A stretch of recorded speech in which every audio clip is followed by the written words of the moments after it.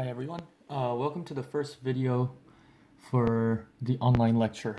So the first thing we're going to do for today's class is to go over homework 7 that was due today. So without further ado, let's get started. All right, and bear in mind that the lighting can be pretty average, so yeah, please excuse me for that. All right, let's get started with 1A. All right, so for 1A, it seems like the numbers are 128, 64, 32, 16, and so on. And then the numbers here are 1, 2, 3, 4. All right, so from here, what do you notice? For example, how do you get 64 from 128? How do you get 32 from 64? And how do you get 16 from 32? You can either say you get these by dividing by 2, or you can say you can multiply by half. Yeah, you can multiply the previous number by half to get the next number. All right, so with that,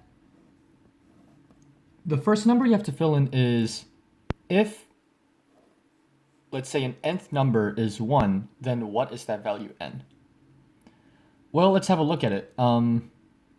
So from 16, how many more times do you have to divide by 2 to get to 1? Well, from 16, you can see that it goes down to 8, 4, 2, and then 1. So you are dividing by 2 4 times because you go from 16 to 8 to 4 to 2 to 1. So as you can see, you actually go down 4 times. So from the fourth number, if you divide by 2 4 times, you get to 5s, 6. So this is 4, 5, 6, 7, 8. So you can see that 1 is actually the 8th number of the sequence. And the next question is, what is the 10th number of the sequence? Well, now that you know the 8th number of the sequence, getting the 10th number is not going to be too hard, because from 8 to 10, you basically have to divide by 2 twice, right? So from 1, you divide by 2 once to get half, and you divide by 2 again to get 1/4. So these two are going to be the answers for the first question. All right. If you are quite slow in processing this, or if you're stuck, you should go back in the video. Well, this is a YouTube video, so you can always do that. All right, let's go to question B. So for question B, we have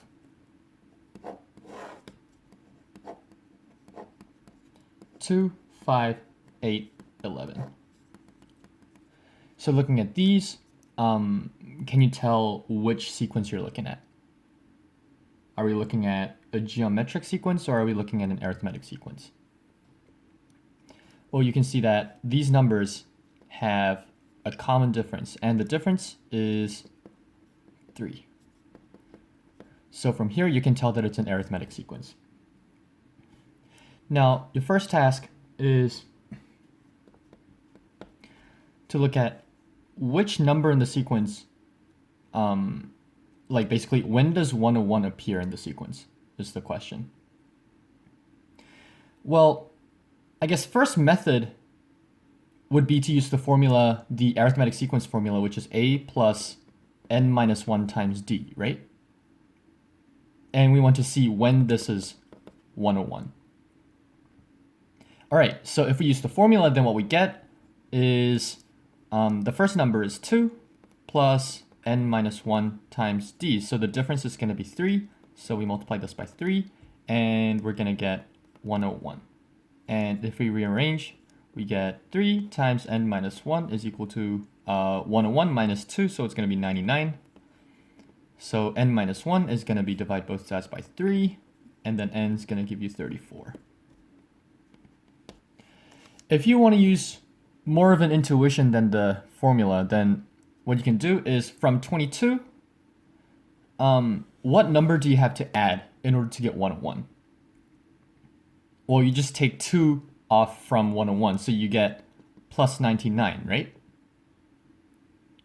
Now, if you add 99, that's going to be exactly the same as adding 3 33 times, because 3 times 33 is 99, right? So since we added 3 33 times from 1, we need to add 1 because every progression we're actually adding 1. So we're going to add 1 33 times. And that's how you get 34. All right, now our next task is to find 50. So again, for this one, you can either use intuition or you can use the formula. If you use the formula, you can just plug the numbers in here in a plus n minus 1 times d, and then you can work it out. Let's actually do that. Okay, so the first number is 2. N is going to be 50, so we're going to get n minus 1, which is 49, times the difference is 3. Okay, so let me see if I can do this in my head. So this gives you 149. So the number you're expected to get is 149. Another way of doing it, which is basically exactly this, but then more of an intuitive way, is from 1, you are progressing 49 times, right? Basically, you're adding 1 49 times. This means for the bottom row, you have to add 3 49 times, and that's where the equation 2 plus 3 times 49 comes from, because you're adding 3 49 times, and that's going to give you 149. All right, let's move on to the next question, which is question C.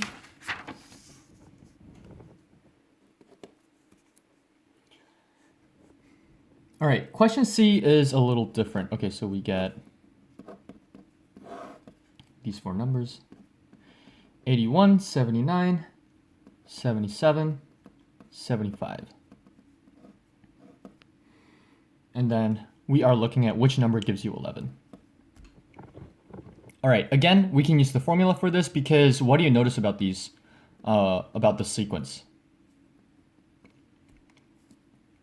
Since we are subtracting by 2 each time we progress, you can tell that this is an arithmetic sequence. All right, so if you know that it's an arithmetic sequence, you can use the formula a plus n minus 1 times d is the number we're looking at is 11. All right, so we substitute the numbers in. The first number is going to be 81, plus we don't know what n is going to be, but the difference is negative 2, because every time we progress, we subtract by 2. All right, and then we rearrange.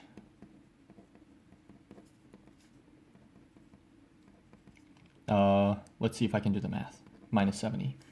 All right, that gives you n minus 1 is equal to 35, and n equals 36. So that means this is the 36th number. Or what we can do is from 81,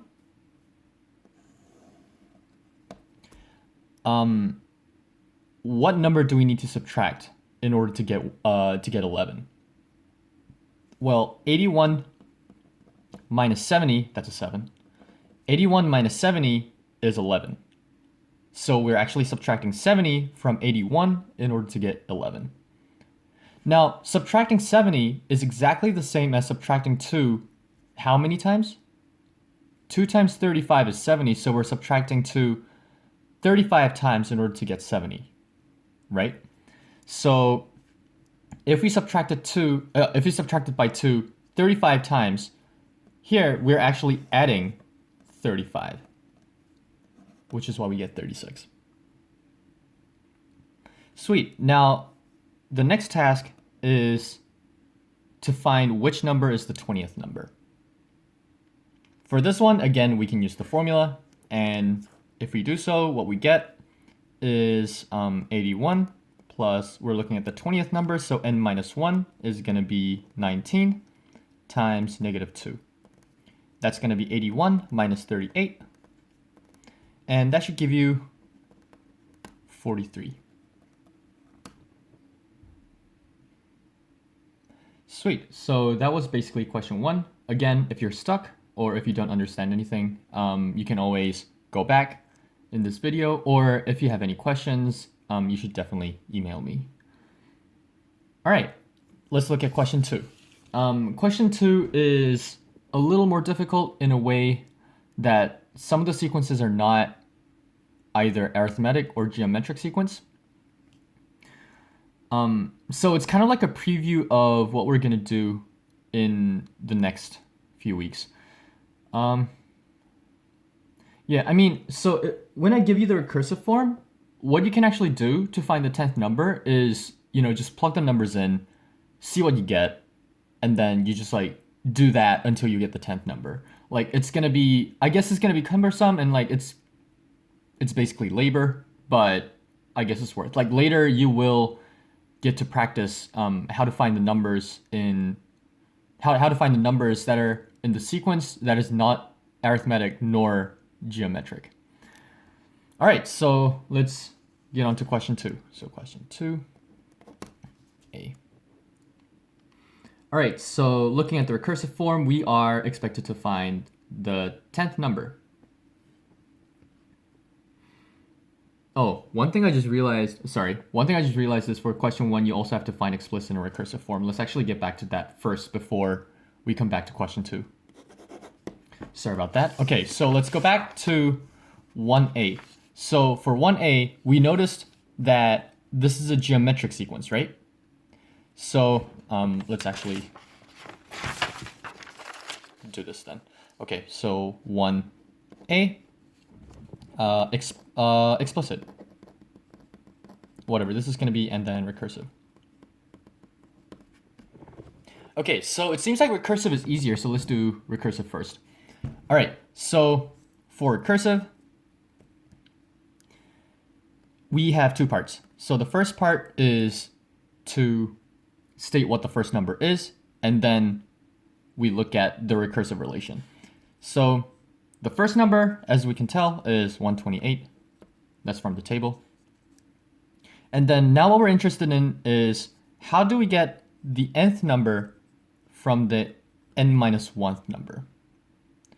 Well, looking at the table, sorry to flip back and forth quite a few times, you can see that you get the nth number from the n-1th number by dividing by 2 or multiplying by half. So what we get is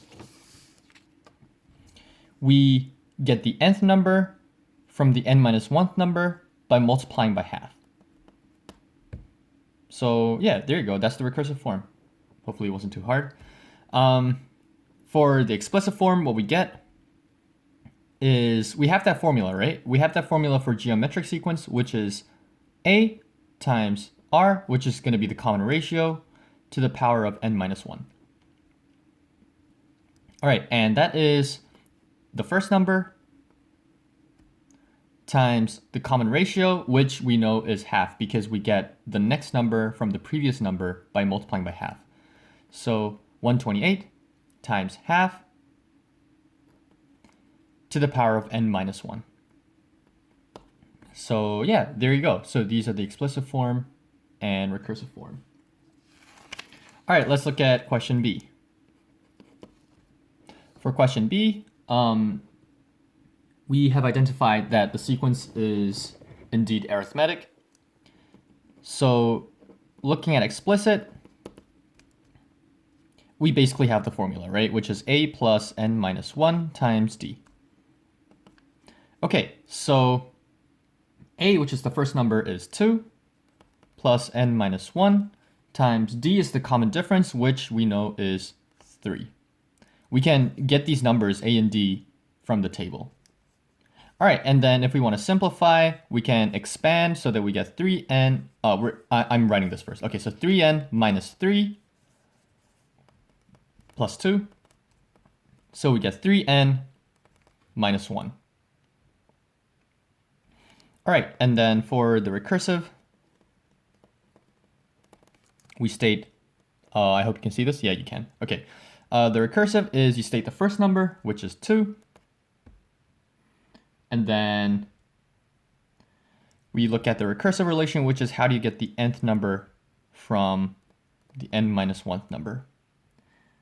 Well, we get the next number from the previous number by adding 3, right? So we basically have nth number, which equals adding 3 to the n minus 1th number.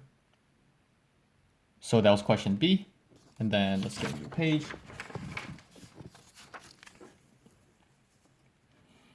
All right. 1C. This is again an arithmetic sequence. So for explicit,